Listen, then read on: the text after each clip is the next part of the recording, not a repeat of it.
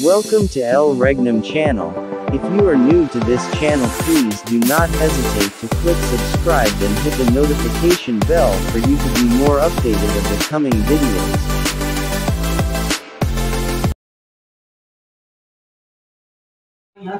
Diyan, kita din nagsibya karon sa DXBD 11.3 Voice of Dapitan mong si Hari Edgar nga ito mamulong karon. Hari, pasok Hari. Sige. Isang kapagpalang oras sa ating lahat. Bago po ako magpatuloy, nais ko munang hingin at pasalamatan ang ating dakilang guro na siyang nagtatag ng kaharian ng Diyos sa Bagong Jerusalem. Walang iba, mahal na Hari Filimon Undok Riambonansya. Ganon din sa namamahala ngayon sa kaharian ng Diyos sa katauhan ni mahal na Prinsipe Rocky Ibanez Riambonansya.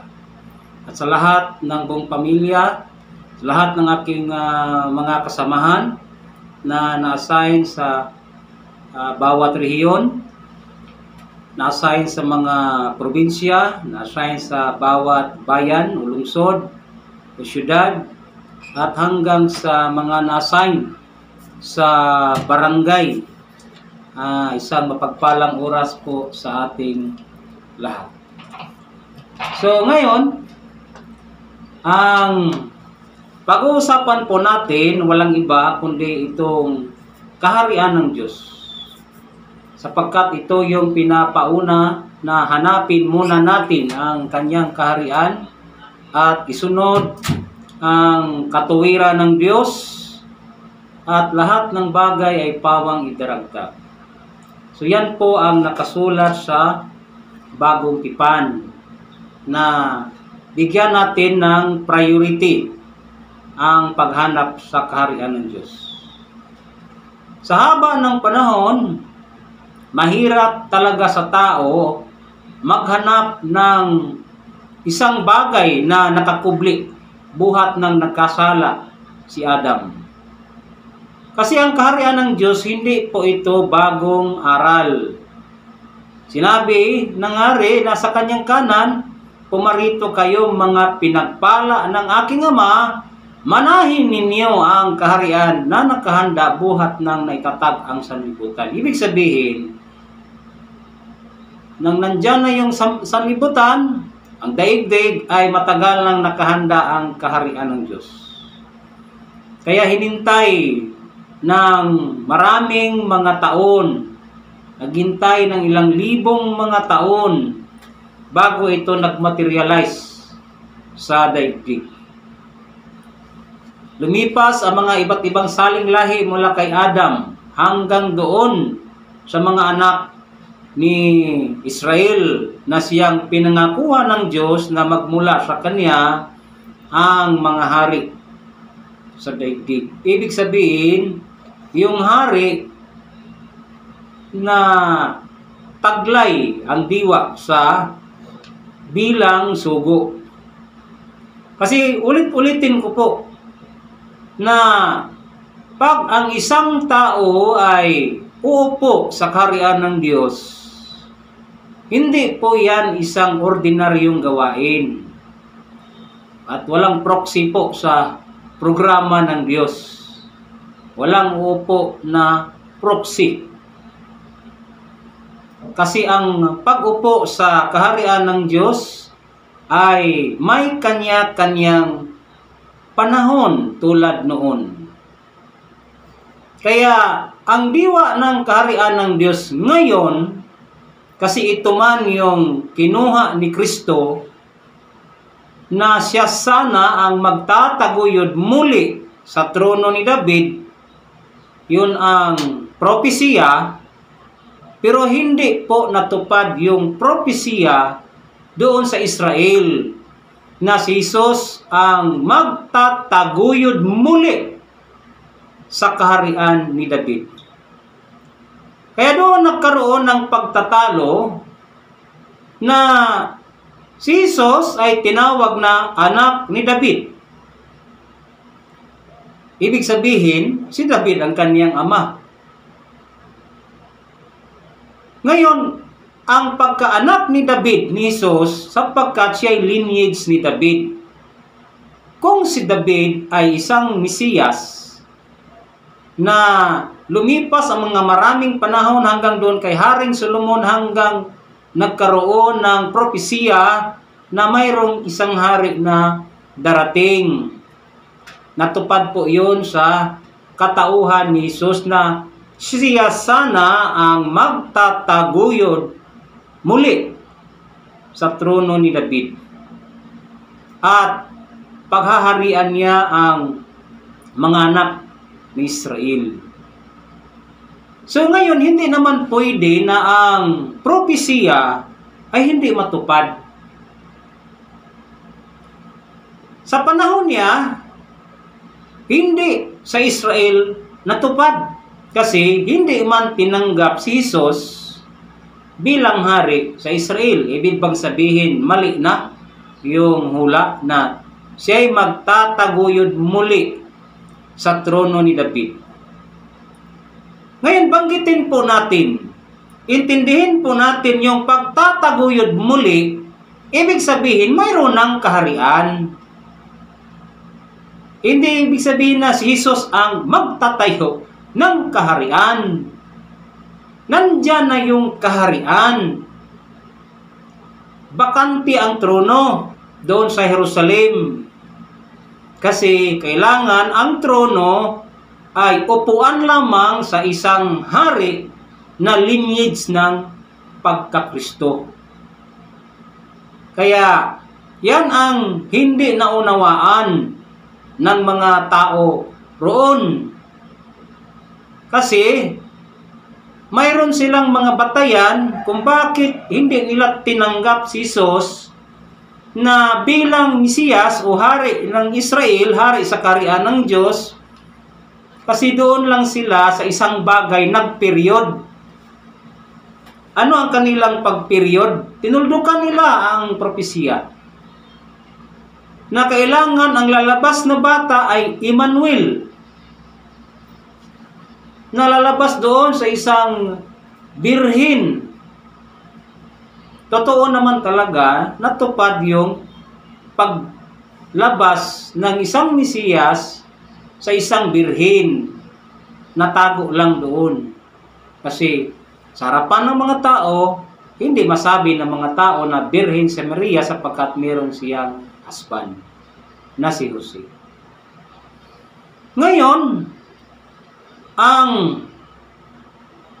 panukala ng Diyos, mga kapatid, may mga bagay na kanyang sinulat at may mga bagay din na kanyang sasabihin, tulad sa pagpadala niya kay Gabriel na kanyang anghel na ang bata ay tawaging Jesus sapagkat siya ay magliligtas ng kanyang bayan. Savior, yung kahulugan ng pangalang Jesus. So ang kanilang hinihintay na magtatuguyod muli sa kaharian ng Diyos, sa trono ni David, si Emmanuel. Kaya nga, para maintindihan ng mga tao na siya na yung hari, ay nangaral siya ng kaharian ng Diyos. Pero ang kaniyang pangaral sa kaharian ng Diyos ay hindi lantad, punong-puno ng talinghaga para hindi maintindihan ng mga tao. Sapagkat ang propesiya na si Jesus ay maghahari sa walang hanggang na kaharian ay hindi pa doon sa Israel maganap. Saan yan maganap? Sa isang bansa na binigyan din ni Kristo ng kaharian ng Diyos. Kinuha ni Jesus, kinuha ng Kristo sa katauhan ni Jesus ang kapangyarihan ng kaharian ng Diyos mula sa bayan na kanyang paghaharian sa bansang Israel, particularly doon sa Jerusalem. Kaya wala na doon ang kaharian ng Diyos. Kinuha niya at ibinigay sa isang bansa. At lantad na po ngayon ang bansa na ito sapagkat 1975 pa ay sa pamamagitan ng aming dakilang guro, sugo ng Diyos, siyang nagtatag ng kaharian ng Diyos. Pinapangaral niya na ang kaharian ng Diyos na naibigay sa isang bansa at ang bansang ito ay ang bansang Pilipinas. Sa makatuwid bagay, dito maghahari ang Kristo na may katawan sa pangatlong araw. Ngayon, speaking of pangatlong araw, kasi maghahari ang Kristo sa pangatlong araw. Natapos na po yung 2 araw ni Kristo na siyang 2,000 taon or 2,000 years. Ang kalagayan po natin ngayon, nasa pang-7 milenyo na po tayo o huling araw. Ayon sa hula, ito yung huling araw, yung pang-7 milenyo. At ito rin yung pangatlong araw ni Kristo na siya'y maghahari sa loob ng 1,000 taon. Mga kapatid, ito lang ang simpleng katanungan. Paano ba maghari ang Diyos? Kasi nakasulat sa banal na kasulatan na ang Diyos ay siyang dakilang hari. Hari sa lahat ng mga bansa.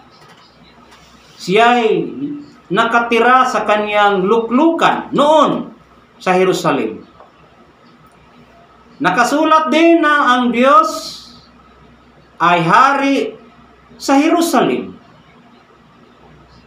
Titingnan po natin paano ba ang Diyos maghari. Kung siya ay hari sa Jerusalem, suriin po natin noon sa istorya sa kaharian ng Diyos para lubusan nating maintindihan ang kalagayan ng kanyang paghari dito sa bansang Pilipinas. Ang Diyos ay hari sa Jerusalem. Pero sa aktwal na makikita o nakita sa mga mata ng tao, sino ang naupo doon sa trono ng Diyos na nasa Jerusalem? Inupuan ni Haring David. Inupuan ng kanyang anak na si Hari Solomon. Ibig sabihin, ang Diyos ay papasok sa tao na kanyang pinili. Huwag tayo mag-period na ang Diyos ay hindi papasok sa tao na kanyang piliin. Hindi po nawawalan ng sugo ang daigdig. Noon, walang bakanting trono. Pag kaharian ng Diyos ang titingnan natin, ang mga nakaraan, yung kasaysayan ng kaharian ng Diyos. Kaya sinabi ni mahal na hari sa amin na ang istorya ng kaharian ng Diyos ay suksesyon. Ibig sabihin ng suksesyon, may magpapatuloy. Yun po ang suksesyon. Hindi yung maglagay lang ng Diyos ng isang proxy na uupo sa kanyang kaharian. Walang programa ang script o banal na kasulatan na maglalagay ang Diyos ng proxy sa kanyang trono. Wala po. Ang istorya noon, from a father to a son. Kaya si Jesus ay tinaguriang Son of David, na siya sana magtataguyod muli. Ngayon, tapos naman ang 2,000 taon, kaya sa ating introduction, yung titulo sa program na Consummatum Est, natapos na ang lahat, or it is done, it is finished. Ano yung tinukoy dyan na Consummatum Est, mga kapatid? Intindihin na natin yung introduction. tapos na ang 2,000 taon. Yun ang tapos. Tapos na rin ang 6,000 taon. At tayo'y narito na sa ika-7,000 taon, pang 7 milenyo. So yun ang tapos na. Kasi yun ang hinihintay ng Diyos na matapos para siya'y makapag-umpisa sa istorya ng paghahari sa kaharian ng Diyos. Ngayon, yung diwa ngayon sa kaharian ng Diyos, kasi yung Kristo sa katauhan ni Jesus na siya man yung nangako na siya'y babalik, hindi man natupad na pagharian sa katauhan ni Kristo bilang Jesus doon ang bansang Israel, so saan yan magaganap? Magaganap po yan dito sa bansang Pilipinas. Kaya pag i-summarize po natin yung arrangement sa istorya ng kaharian ng Diyos, unang-una nakafocus ang Diyos doon sa buhay ni Jacob. Kasi hindi makalabas ang kaharian ng Diyos, hindi makalabas ang lineage ng hari sa kaharian ng Diyos pag hindi sa buhay ni Jacob na siyang si Israel. Kasi siya ang pinangakuhan ng Diyos. Ibig sabihin, mahalaga ang pagsilang ni Jacob.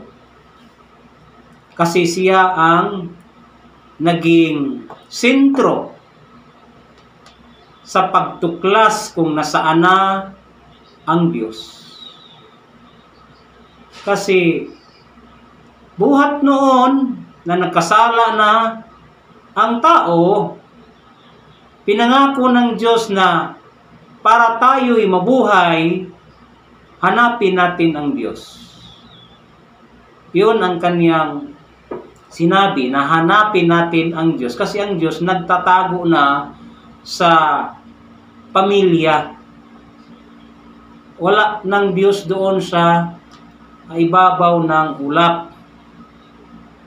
Kasi dati ang kalagayan ng Diyos siya ay isang berbo, salita. At ang berbo ay Diyos at ang berbo ay nagkatawang tao. So kung hanapin natin ang Diyos, hanapin natin siya sa mga tao kasi ang berbo ay nagkatawang tao. Tulad na natin, tao. Ngayon, mas lalong pinapatibay na hindi tayo mahihirapan sa paghanap ng Diyos. Pinapahanap na niya ang kanyang kaharian. Hanapin niyo muna ang kaharian ng Diyos. Pag makita na natin, isunod at gawin. Hindi lang sa salita, talagang sundin at gawin yung katuwiran ng Diyos. Paano ba tayo maging matuwid sa harapan ng Diyos?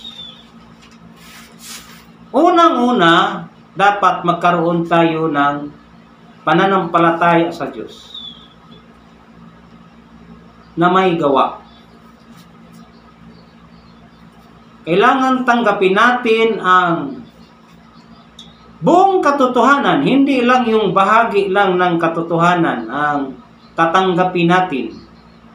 Yung buong katotohanan. Ano yung buong katotohanan?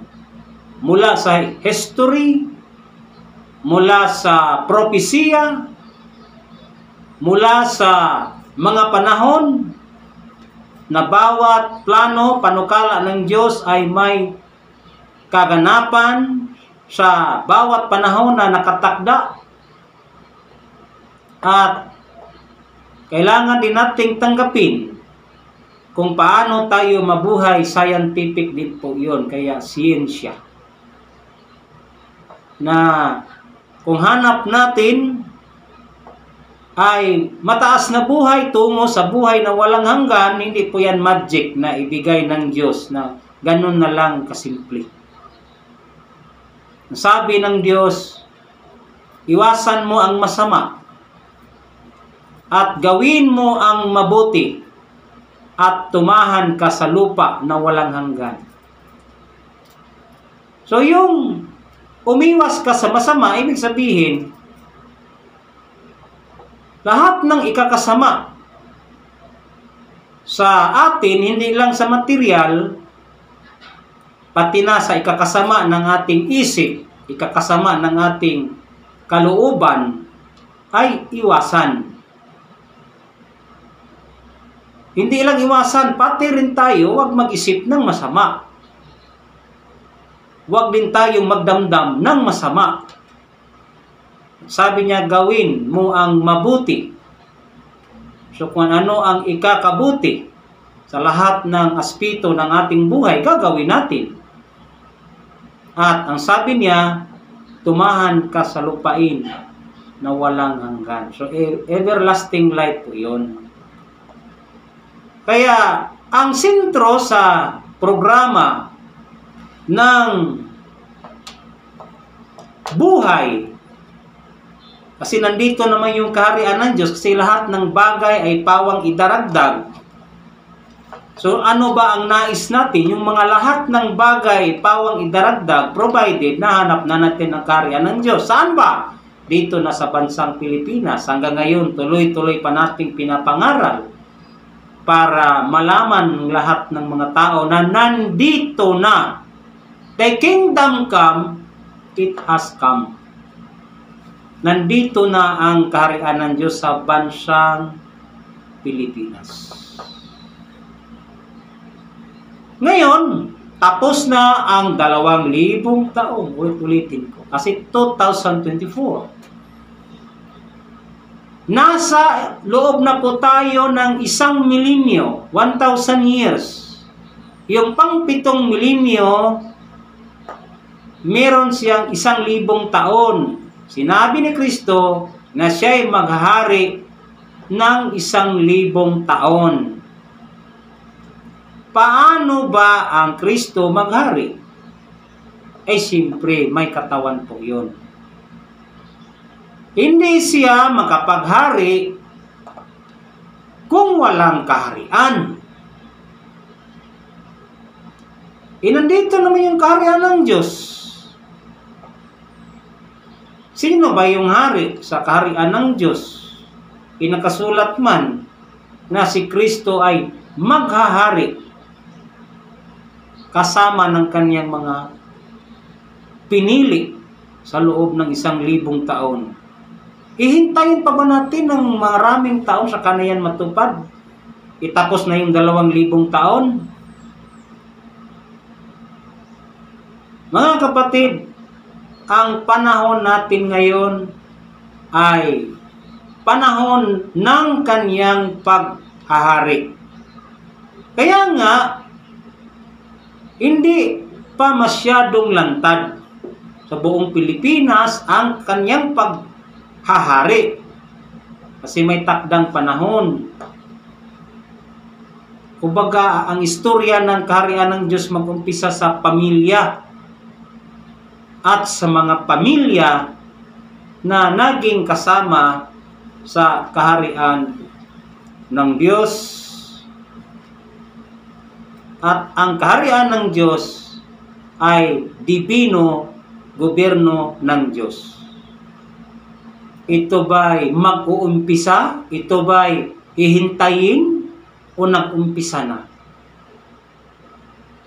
40 years mula 1982 na naitatag ni Malari ang kaharian ng Diyos. 40 years, sabi niya, mag-umpisa ang dibino gobyerno ng Diyos. Kasi yan po ang diwa ng the kingdom of God. Nag-umpisa na po ito noong July 27, 2022. Paano ba gagalaw ang dibino gobyerno ng Diyos? Sa pamamagitan ng mga maraming programa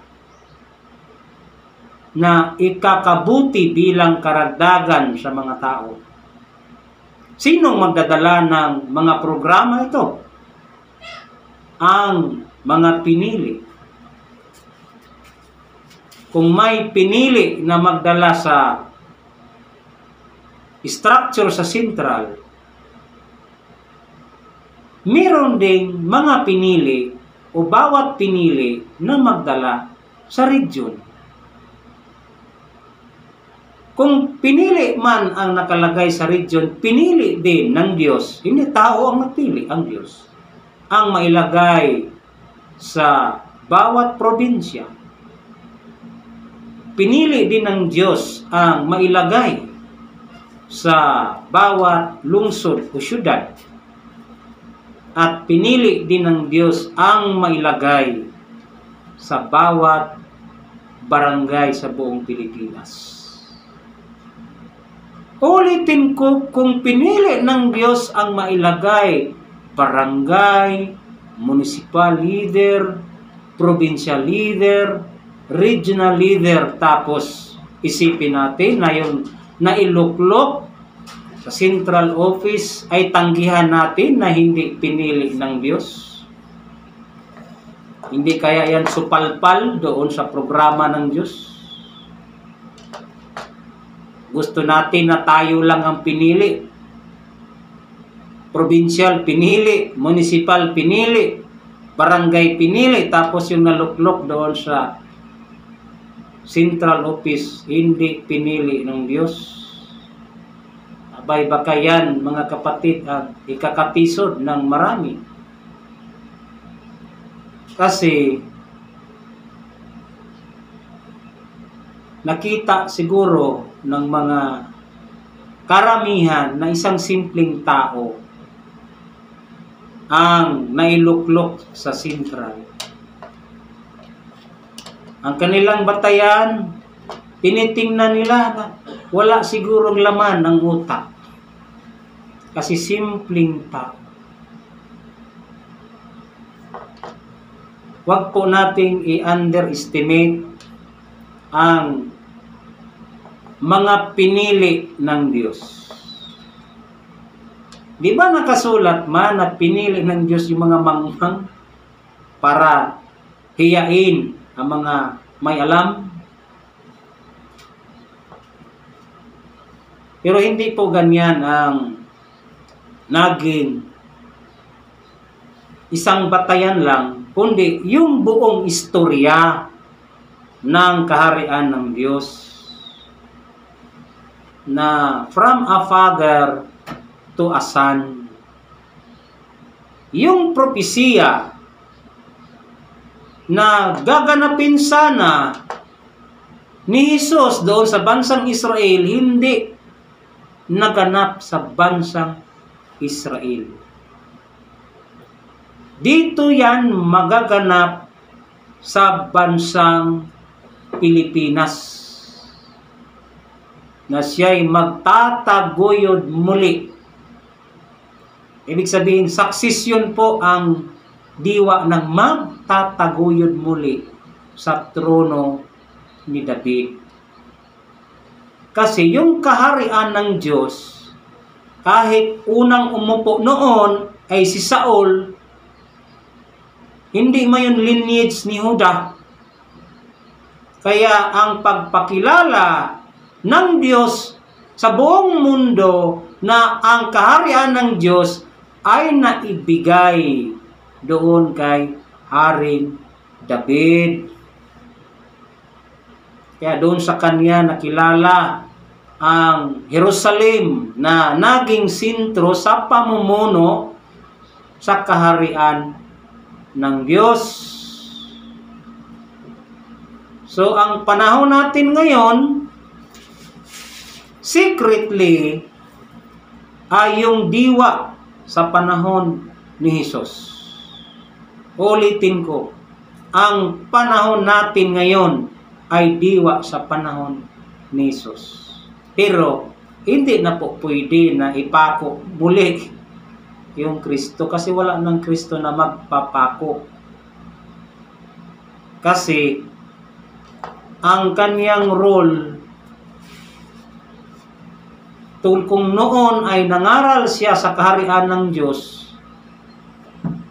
ang kanyang role is to reign bilang hukom.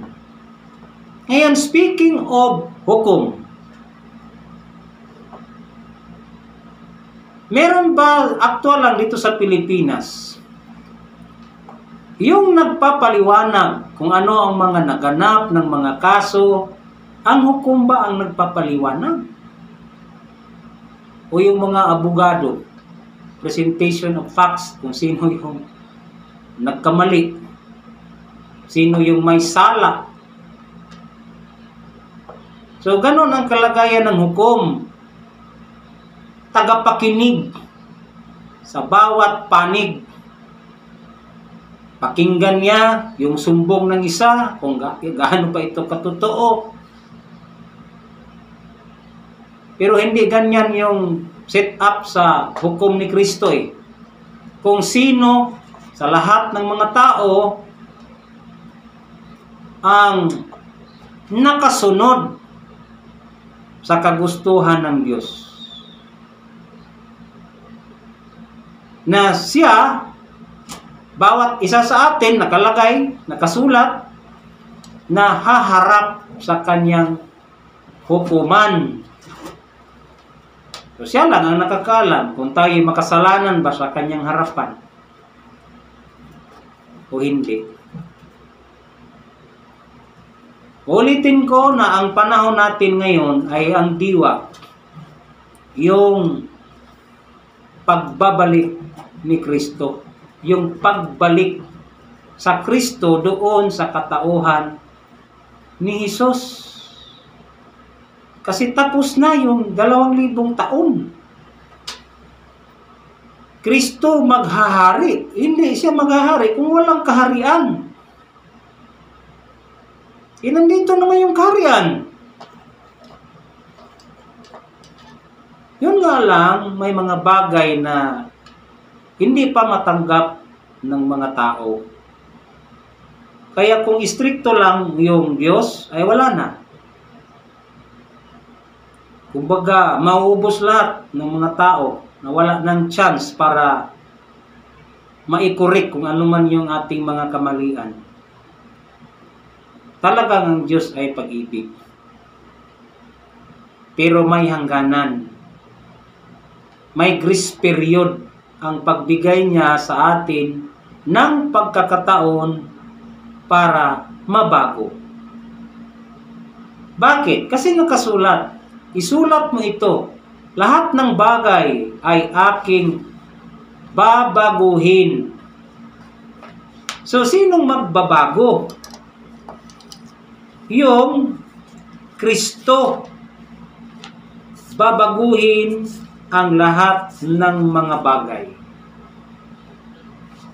Kaya may nakasulat din na sino man ang nasa kay Kristo, siya'y bagong nilalang. So, hindi tayo mabago sa harapan ng Diyos kung hindi tayo kay Kristo. Isabihin natin, lahat ng mga tao, kapatid, ay nasa kay Kristo sapagkat ang bansang Pilipinas ay the only Christian country. Ibig sabihin, ang Pilipinas ay mga sumampalataya sa Kristo. Kaya Kristiyanos, we believe in Christ. Ngayon, ang ating paniniwala sa dami ng sugo na Kristo din na pinadala sa daigdig sa bawat panahon, ang nakasentro ay kay Panginoong Hesus. So, hindi po natin masisisi. Bakit? Kailangan maisentro ang paniniwala ng mga tao doon kay Hesus sapagkat siya yung babalik. Yung kanyang diwa noon ay yun ang babalik para matupad ang hula na siya'y maghari sa loob ng 1,000 taon. Ngayon, ang gusto lang din natin o sa karamihan na yung Kristo na babalik ay yung kanyang lahi ay lahing Hudyo. Kasi bakit lahing Hudyo? Kasi si Jesus isinilang doon sa Huda, sa Bethlehem. Ngayon, titingnan natin kung ang lahi ba, wala ba ring pagbabago sa lahi ng Kristo. Basahin po natin ang banal na kasulatan, no, dito sa sulat ni San Mateo na mayroong pagbabago ng lahi.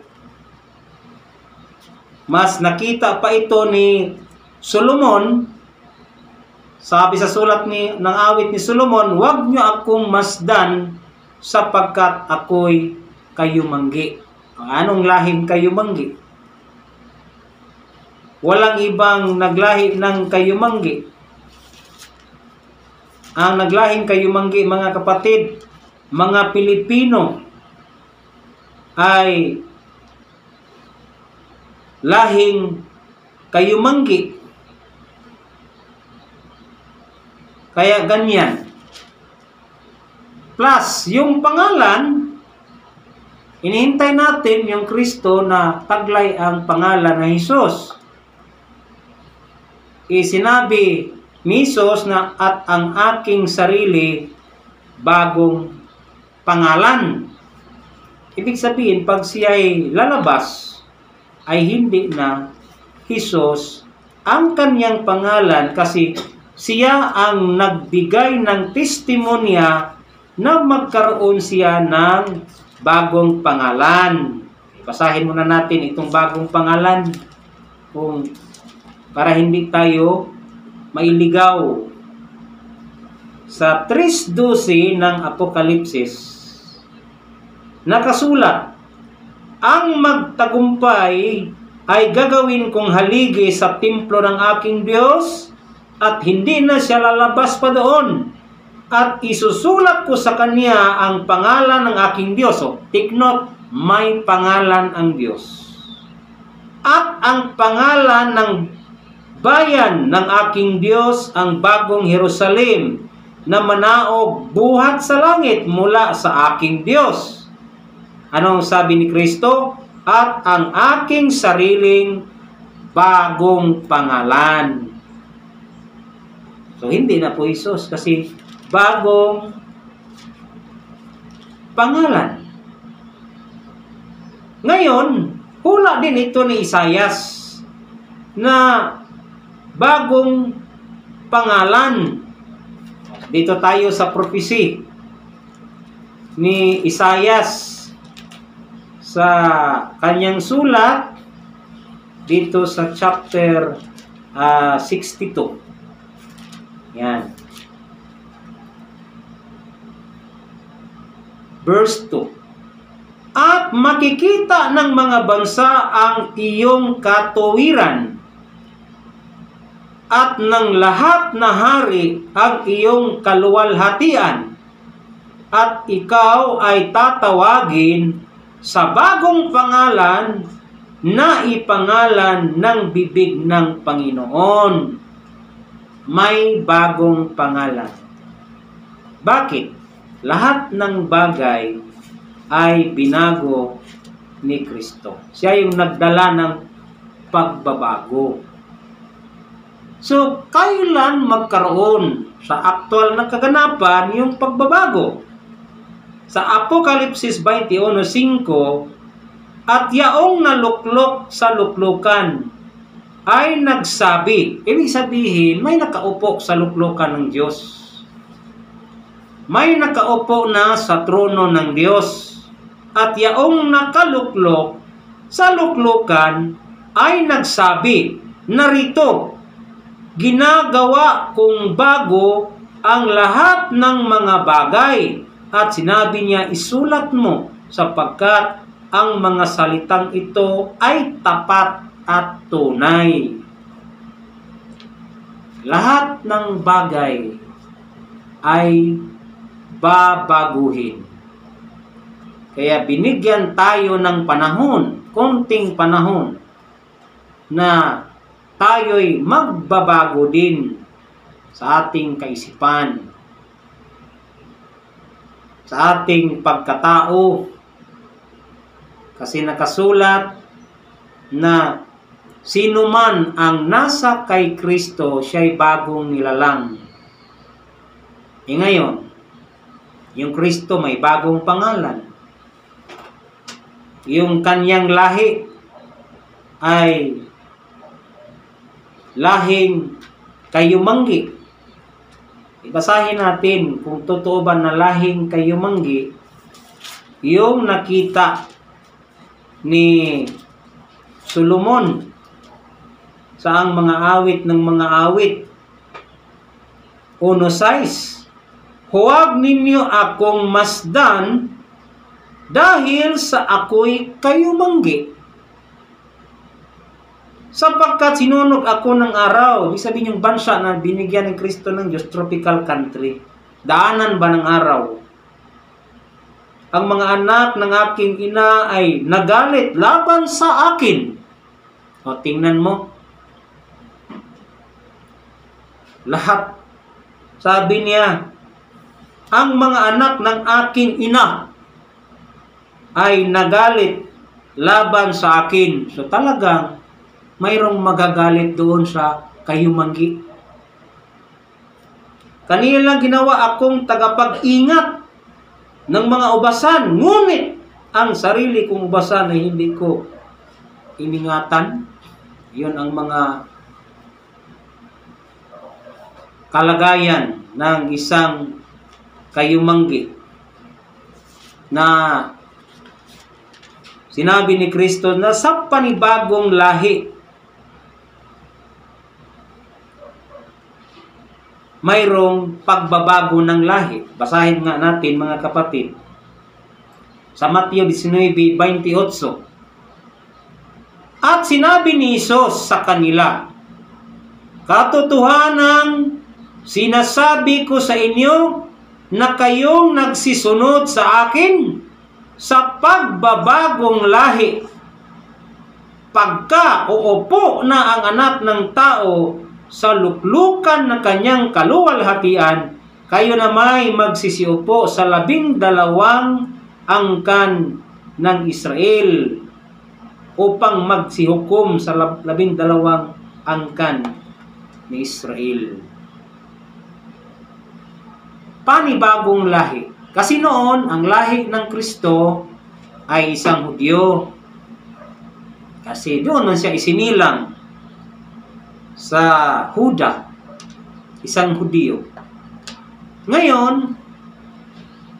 ang lahi ng Kristo, anong lahi? Isang Pilipino. Kasi nakita na ni Solomon na huwag niyo akong masdan sapagkat ako'y kayumanggi.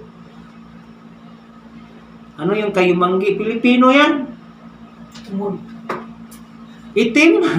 Sabi, kapagkat sinunog ako ng araw, so hindi pala maputi yung Kristo mga kapatid. Itim.